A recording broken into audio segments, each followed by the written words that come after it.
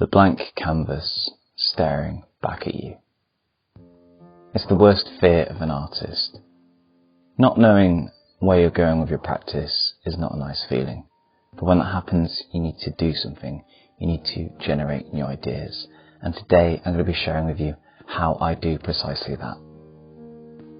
The following video was filmed at Coaley Peak in Gloucestershire, which is one of my favourite locations to paint as a plein air artist. I hope you enjoy the following video, and I hope it gives you some insight into the things that you can do to get yourself up and moving once again.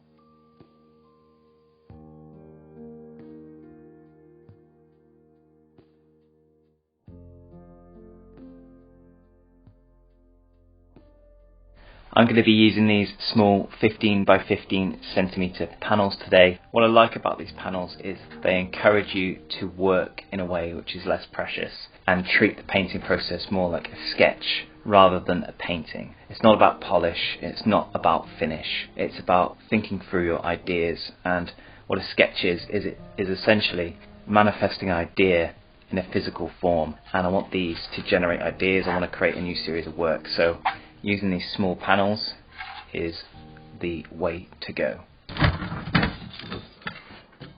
a bit grey today, a bit drizzly and rainy. It hasn't been very warm this springtime, so I'm hoping that we can see enough of the view from that vista up on Coaley Peak. So anyway, we're going, so we'll see what we can come up with.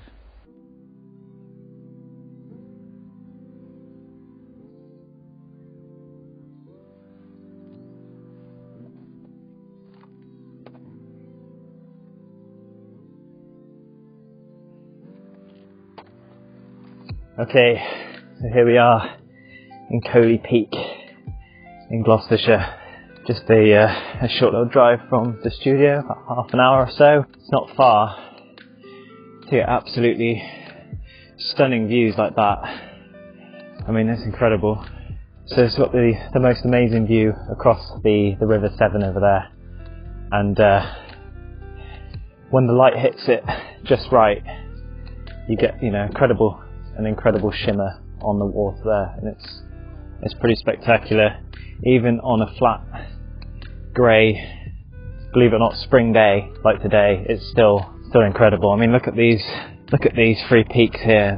This incredible run of hills, and this area in particular, all around Stroud, it's got an amazing landscape, rolling hills, pastoral type of scene. So if you are a painter, if you are keen on walking and exploring parts of the UK, definitely recommend coming to Gloucestershire, and definitely recommend coming to this particular part of Cotswolds around Stroud.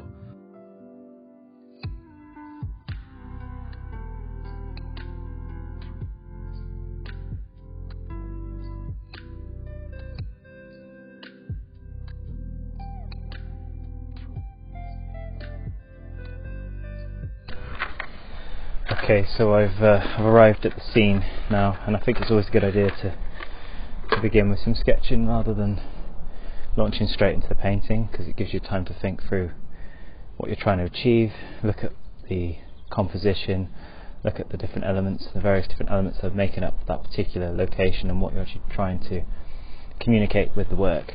So I'm going to start off here very loosely. It's painting on a square, so I've just sort of roughly feeling out the composition. And these willow charcoal sticks, I really like these willow charcoal because they're thick, and also they're very unfussy, and you get a real quick sense of what it is that you're painting. So I'll just run through a few very quick compositional sketches, and it's all going to be about this swoop, I think, of this hill.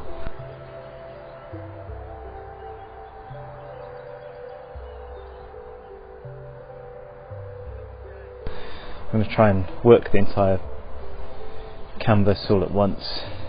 I'm not going to be stuck in any particular place for too long, and just build the image up from start to finish. I'm thinking I'm going to accentuate a lot of the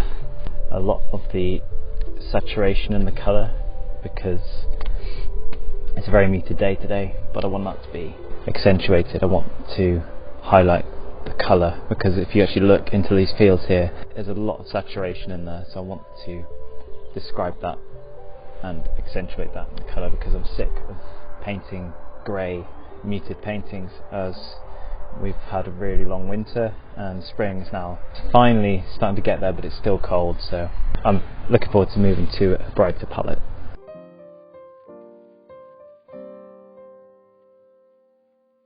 So this is the palette I always use.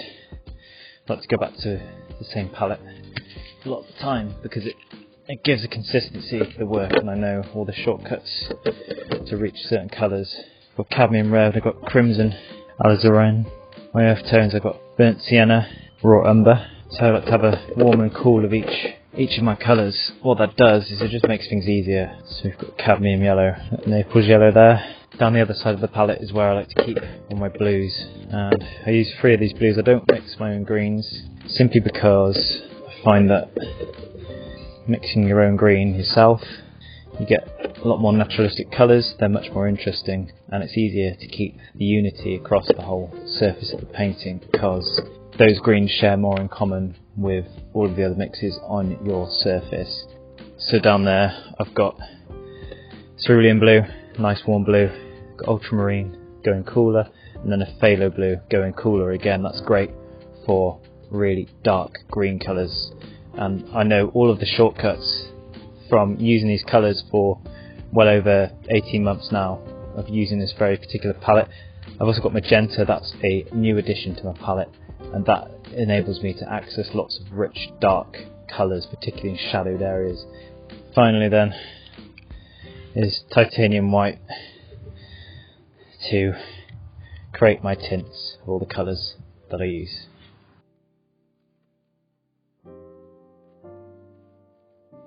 So I'm going to get started on this painting now. First thing I'm going to do is I'm laying down that ground colour, which is essentially just the tone that I see, the predominant tone. Today it looks as if there's some sort of overriding purple, so that's what I'm going to go with. I'm going to use a bit of magenta, cadmium red, crimson, and a bit of liquid original to thin that down. And the colours today are incredibly muted. It doesn't look very spring-like at all out there, so I'm going to accentuate the colours, I think, from what I actually see. That's the great thing about art, you don't have to be faithful to what you see. You can use room for manipulation and your own imagination.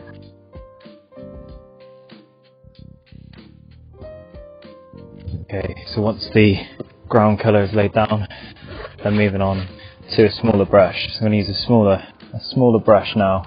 I'm just going to be drawing what I see and reacting to all these instances of aspects of the landscape that I'm perceiving. And what this does is it just gives me a starting point rather than just staring at something that's blank as one uniform colour. I've got a starting point.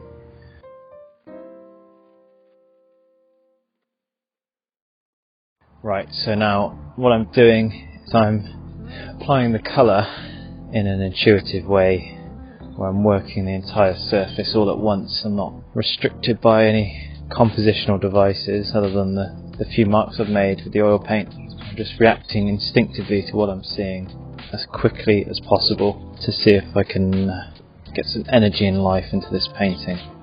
I'm not fussy about this at all, I'm just getting a general scheme, a general feel for what's there. I'm letting that general scheme guide the rest of the painting and the marks I'm making.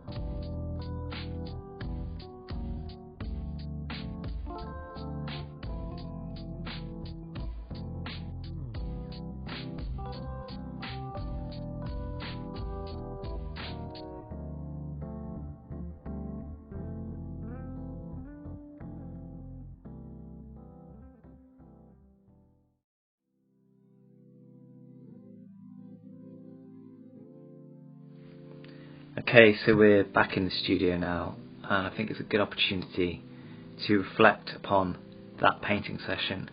The painting itself I'm not overly happy with, to be honest. I think it could do with some more work, it could do with some more saturation of colour, more texture, a bit more variation in the mark making. However, creating a finished piece of work really wasn't the point, and this is the key for you at home. In order to generate new ideas, you need to take action. You need to go out and actually make something happen, or make something happen in the studio. These can just be experiments, they can be little scraps of paper that you draw and you scribble on, but you have to have something that's evidenced in a physical form for you to move forward.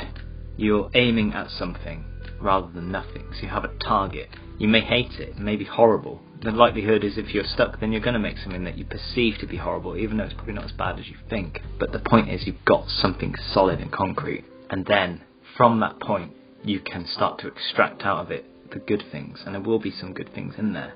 Or it will tell you the things that you should have done that you haven't done in that particular piece of work, and then you can make another one. It's that process of finding the thread in the work, finding what it's telling you, and then following that thread to the next painting. Paintings are not individual objects, they lead each other on to another. We think of them as finished pieces of work, but really they're just points on the journey of creativity, of exploring various different interests that you may have, and paying attention and being honest with yourself about what those things are, what those drives are in your work, will then lead to better work. It will lead you to more interesting work, and we'll see the development of your practice over the course of many different years. And I promise you, your practice will become more developed, richer and more rewarding once you get into that habit of going through that process when you're stuck. If you have any questions or any comments about any of the subjects I've mentioned in this video, please do send them my way and I will get back to you as soon as possible. In the meantime, don't forget to like and subscribe, and I will see you all again soon for another adventure in painting.